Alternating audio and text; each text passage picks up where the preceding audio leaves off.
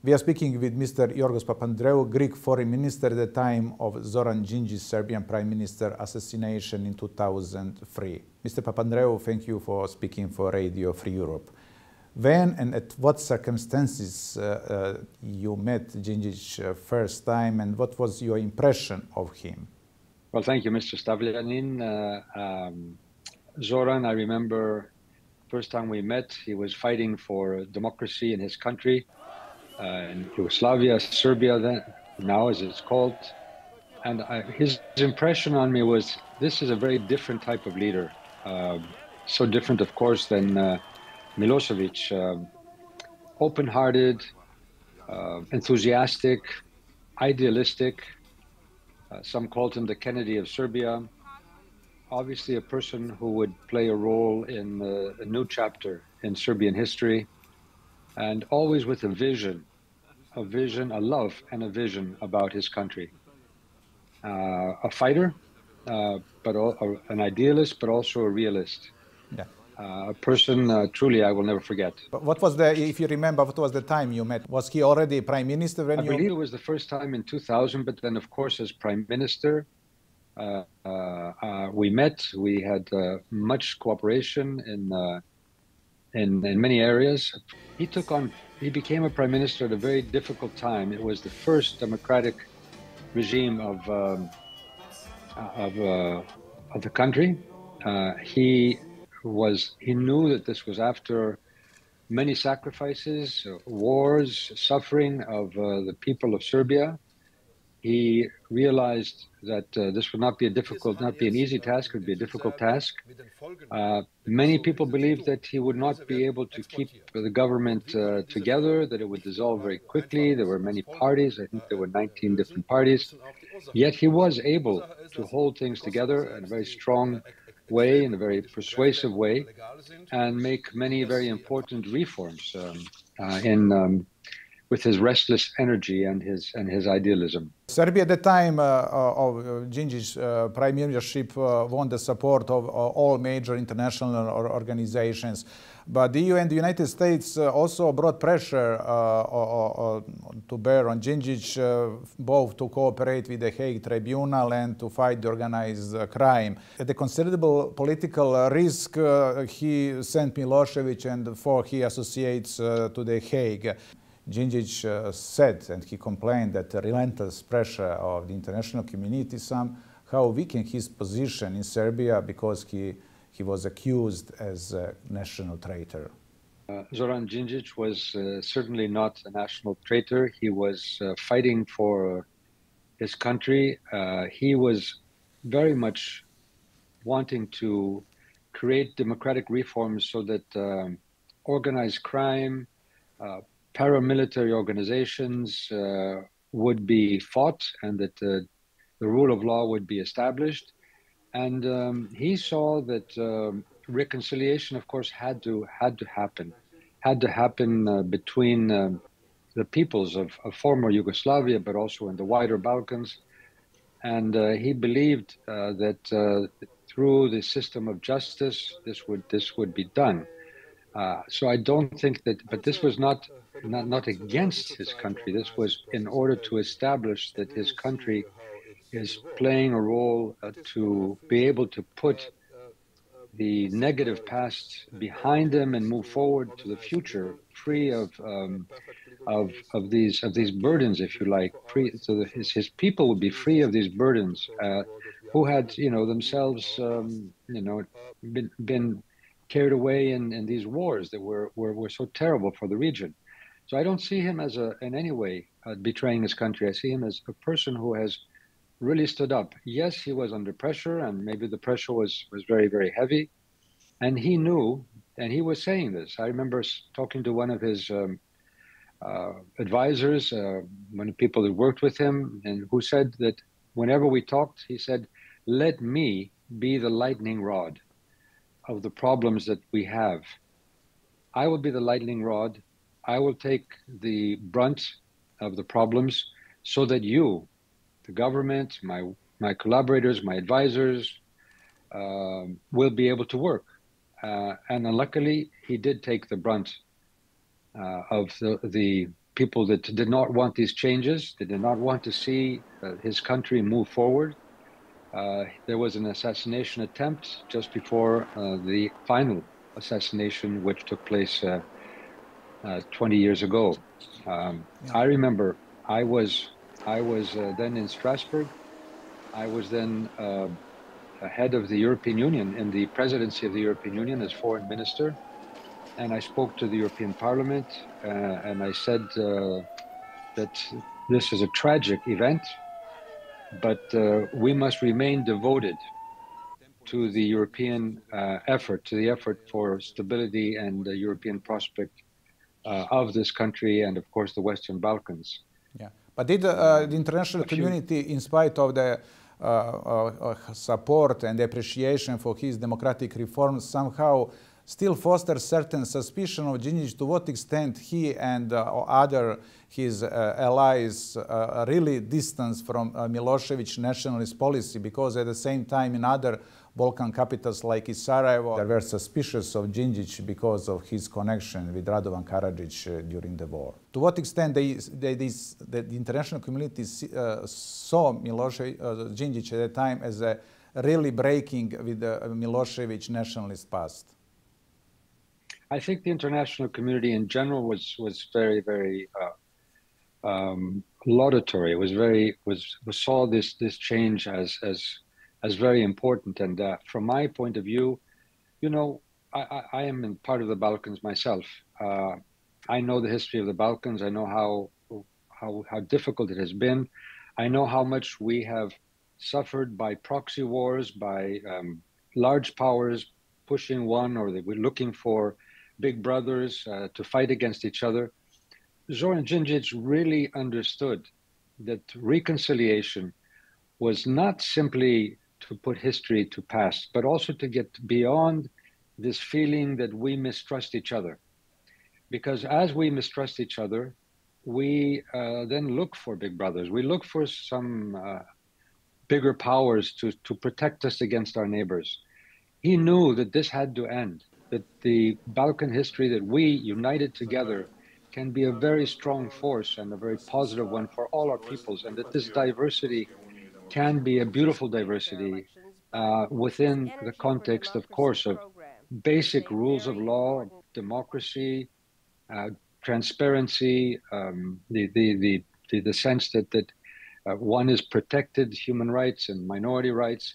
He understood this and believed this, and that's why I swore at his funeral that I would work for his vision to bring the Western Balkans into the European Union. And that's why we had the Thessaloniki conference. We were able to do this, the summit, where we pledged for the Western Balkans, and I've been fighting for that since then. Still today in the Council of Europe and the European Union. You said, a quote, as a friend, I pledge to you, Zoran, that I'll spare no effort in helping to realize your dream of Serbia and the region rejoining Europe. But 20 years on, Balkan region has not yet fully integrated into the EU, except for Croatia and Slovenia. And actually, who to blame? The EU or the nationalist authoritarian forces which are still dominating the Balkans, while democratic forces are still pretty weak and fledgling? I believe that both sides have their share of responsibility. I have been critical of the European Union. Only a few years ago, Greece and Northern Macedonia came together and made an agreement, a difficult agreement. And North Macedonia was, rightly so, waiting for a green light for the European Union. And then it was stopped. I think that was a very negative development. Now it looks like it's somewhat on a better track, although there are still problems between North Macedonia and Bulgaria. But this is obviously that the European Union has had a responsibility. And I believe that seeing the war in Ukraine and the European Union realizing that we need to integrate countries into this family, and that, you know, integration is not a geographical concept. Integration is a political concept of becoming part of a family of values where we espouse these values, and which these values actually are those that will guarantee our security. Yeah. They will guarantee the rights of our citizens, the rights of our minorities, the rights of our neighbors, and good neighborly relations. They will guarantee that we can move together in the future, keeping our identities but living in a common basis of values. And I think now Europe has awakened to the need to move on the Western Balkans. Of course, it also means that we in the Western Balkans, we in the Balkans generally, need to move away from easy nationalism, easy playing on fears, trying to reopen wounds, try to putting salt on the wounds of the past. We will not forget the past. We have a past with pain, with a lot of pain, but this past must be lessons for a better future, not for future wars, not for future conflicts. This is, I think, the message that Zoran Djindjic really understood when he was looking for reconciliation. Yeah. Yeah. We cannot be victims of proxy politics in this region. Yeah. We need to work together. On the eve of his death, Djindjic pressed the West somehow to tackle the unresolved issue of Kosovo. He launched and floated certain ideas, but his successor, Boris Tadic, said recently that the West didn't like his ideas on solving the Kosovo issue. What was your knowledge of that idea at that time? He was trying to find ways to solve the Kosovo issue. I believe that we have to look now for the future, and we are now at a threshold where possibly there has been now a basic agreement between Kosovo and Serbia, and they are now being the next meeting will be in Ohrid, and this hopefully they can look and agree on the implementation of this agreement. That's very important. But what was the reaction? Both sides. Yeah, but what was the reaction? Excuse me. But what was the reaction of the West and your personal reaction on that idea he floated at the time in 2002, if I remember well? Well, I don't remember the details of the idea. I was involved in working with not only Zoran but also others as foreign minister then, and part of the Balkans. I was in touch with the so-called contact group. We had created also a wider Balkan southeastern cooperation. So we were working for cooperation, but I think what the basis of what was needed is to respect each other and not try to redraw borders again around minorities or other groups and so on, because that is what has been the problem in the Balkans, and not only. Even in this war in Ukraine, we see Putin saying that he is the protector of certain parts of the Ukrainian population or of the whole of Ukraine. Well, this is not going to work. This will lead to new wars. This will lead to new conflict. What we need is the protection of values, and that we stand for these values where every single person is equal, with no matter what border or what side of the border they are, and they can keep their identities, they can keep their sense of belonging to a specific ethnic group, but they will live within the context of democratic principles, the rule of law, and respect. If Djindjic had survived, could he have managed somehow to solve the Kosovo issue, or at least the Kosovo issue right now would look like a little bit different than now? Well, I would hope so, because he was a very powerful and very courageous. I think the word courageous is very important. He had deep courage and was not playing into the political cost. Obviously, he wanted a just solution, and everybody wants as much as possible a just solution to this problem, and it's not easy. And I remember when the Kosovo War was there, I was a Minister of Foreign Affairs.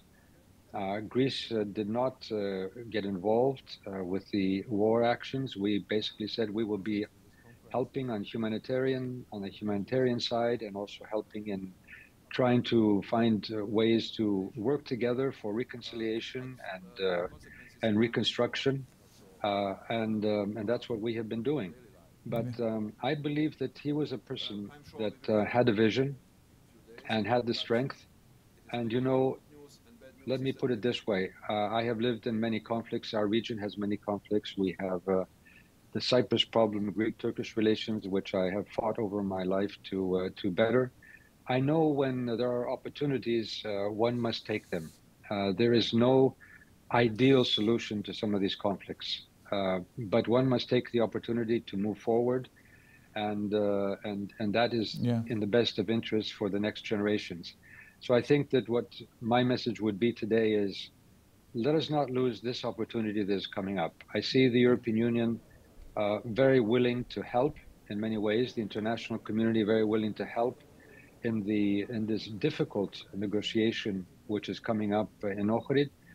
But I do believe if there is will, this will be for the benefit not only for the Serbian and the people in the Kosovars. This will be for the benefit of all of the Balkans, and certainly of Europe too. Yeah. I think that would be of great importance. When did you meet Zoran Đinđić last time, and what you talked about? Well, the last time, if I remember well, and I even have a small video of that I took of him when he was signing a document about the Olympic truce. We were moving up towards the Olympic Games, but he had come to Greece to talk about, with other Balkan leaders, to talk about our Balkan cooperation. And he said, "Oh yes, I would like to sign this too, to make the Olympic Games a time when we stop wars and we find ways of reconciliation, even possibly during the games." And so he signed this document, which now has become, for the International Olympic Committee, a very important element in all of Olympic Games. Just remember, the North and South Korea got together for a period of time and even started negotiations in the previous Olympic Games that took place in South Korea. So this is the spirit, I think, that Zoran gave, the spirit of looking for peace, looking for reform, looking for reconciliation, which in the end strengthens our peoples and strengthens their possibilities. He said, he said in 2002, quote, "It doesn't matter whether I remain prime minister or not, nothing can turn back these reforms. Now it's only a matter of time before they succeed." But was he too optimistic, given the fact that pro-Milosevic forces now back into power and their pro-European agenda is not so genuine? Let me put it this way. Yes, there is backsliding. But let us use his words and his strength and his inspiration to rekindle this spirit for the Serbian people and for democracy, rule of law, transparency, human rights in the whole of our region.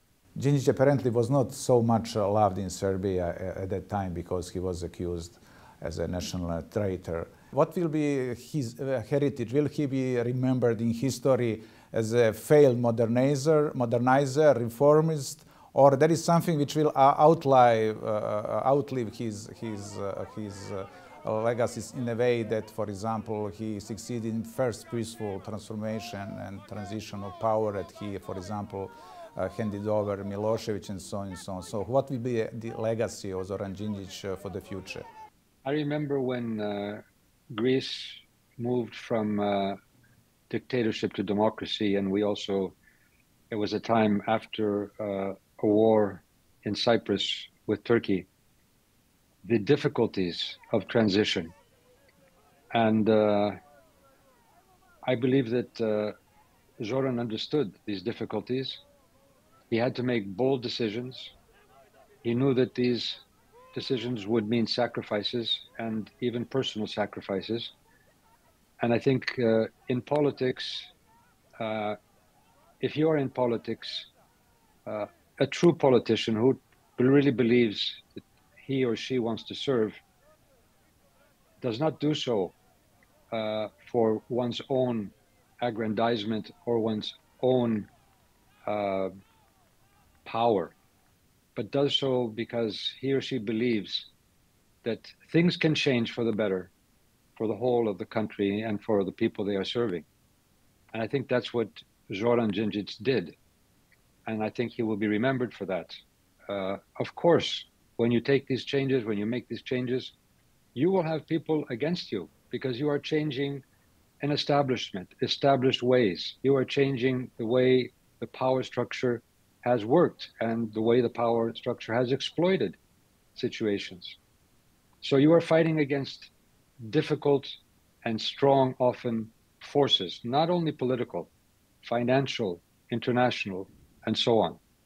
And you will be undermined. But Djindjic will be remembered for his struggle for this. Mr. Papandreou, thanks a lot for this very inspiring interview. Thank you, Mr. Stavlianin. It was a pleasure talking to you.